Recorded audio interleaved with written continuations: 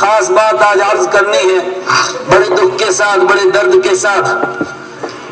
اتنا بڑا مجمع ہے، قرآن کریم نے سورہ ہود کے اندر ایک عجیب بات کہی،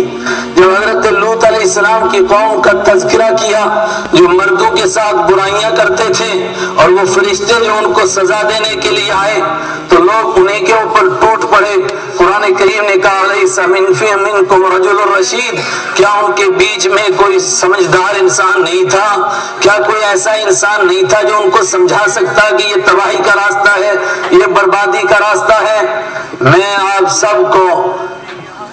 مخاطب کر کے کہتا ہوں علیہ سفینہ رجل رشید، کہ ہم میں کوئی سمجھدار انسان نہیں ہے؟ پچھلے 2 سال سے آپ دیکھ رہے ہیں کہ جموں کی فضا کو مٹھی بھر ایمان والے، جن کے لیے جتنی کوشش کی جائے کہ ان کو جوڑا جائے، مگر اس کے باوجود توڑنے کی کیسی کوششیں ہو رہی ہیں۔ کچھ لوگ کرائے کے لائے جاتے ہیں یو پی سے، بہار سے اور بنگال سے، اور آ کر کے کیسی کیسی گالیاں دیتے ہیں لوگوں کو،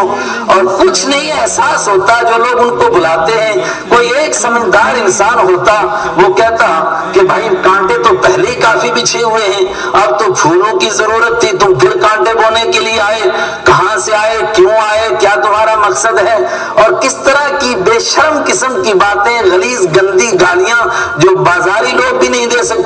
وہ گالیاں دیتے ہیں، مگر کوئی ان کو نہیں پوچھتا ہے، نہ انتظامیہ پوچھتی ہے اور نہ کوئی رجل رشید اٹھتا ہے جو انہی سے پوچھے جو ان کو بلاتے ہیں، ان کی ٹھوڑی میں ہاتھ دے، او اللہ کے بندو، اللہ کے بندو رحم کرو اللہ کی مخلوق پر، اس زمین پر کیوں کانٹے بچھاتے ہیں؟ اور کسی نے کہا تھا یہ آہیں کبھی تو رنگ لائیں گی، یہ خاموشیاں کبھی تو رنگ لائیں گی، یہ آسمانوں کو زمین پر دے ماریں گی۔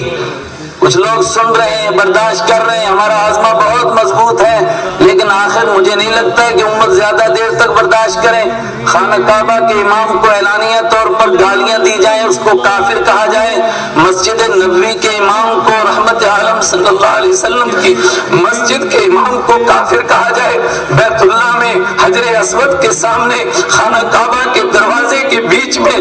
ملتزم کے سامنے کھڑے ہو کر جو امام امامت کراتا ہے کہتے وہ بھی کافر، اور جو اس کے پیچھے نماز پڑھتے وہ سارے کافر۔ تو ان سے پوچھو بھائی پھر مسلمان کون بچ گئے؟ سارے عرب والے تو ان کے پیچھے نماز پڑھتے ہیں، تو جواب ملتا ہے کہ چند ہری پگڑیوں والے دنیا میں مسلمان بچ گئے ہیں، اب پوری دنیا کافر ہو گئی ہے، کوئی مسلمان باقی نہیں بچا ہے دنیا کے اندر۔ مجھے ان سے نہیں گلا، مجھے ان سے نہیں شکوا، مجھے شکوا ان سے ہے کہ جو ان کو بلاتے ہیں کوئی ایک سمجھدار بھی انسان نہیں جو کہے کہ یار کبھی ایک مرتبہ ایسے بندے کو بھی بلا لو کہ جو گالیاں نہ دیتا ہو۔ کبھی یہاں نیچے گالیاں دیتے، بٹھنی موڑ پر کل ہمارے یہاں گالیاں دے رہے تھے، اور 4 بندے سامنے بیٹھے ہوئے سب جو وہاں گئے موجود ہیں، گواہ ہیں، ان 4 بندوں کو سنانے کے لیے کتنے سپیکر کی ضرورت تھی، لیکن لوگوں کے مکانوں پر، چھتوں پر اتنے زور زور سے چلا سپیکر لگائے ہوئے تاکہ ہر جگہ یہ گالیاں جائیں، اور قیامت تک یہ خدا کی زمین گواہ بن جائے کہ ہم نے انسانوں کو، اللہ کے بندوں کو، اللہ کے ولیوں کو گالیاں دی۔ اور ان لسٹوں میں پھر کس کو شامل کرتے ہیں؟ کہتے ہیں نعوذ باللہ حکیم الامت، شاعر مشرق علامہ اقبال بھی کافر، حالی مرحوم بھی کافر، شبلی نعمانی بھی کافر ہیں، ایک ایک کو کر کے